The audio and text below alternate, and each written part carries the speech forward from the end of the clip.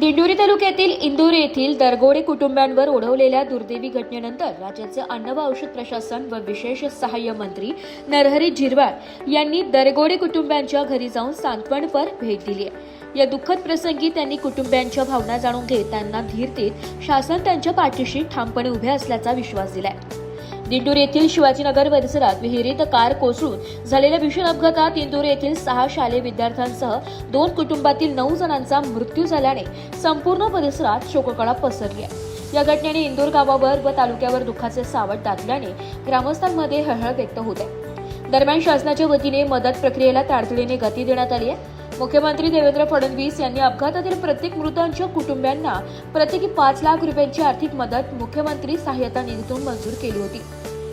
याप्रमाणे वारसांच्या बँक खात्यातून एकूण सुमारे 45 लाख रुपयांची मदत अल्पावधीतच जमा करण्यात आली आहे। मंत्री झिरवाळ यांनी या घटनेबद्दल तीव्र दुःख व्यक्त करत शासनाकडून आवश्यक ती सर्व मदत व सहकार्य करण्यात येईल असे आश्वासन दिले। तसेच कुटुंबियांना काही अडचण असल्यास तात्काळ मदत करण्याच्या सूचना यंत्रणेस दिल्या।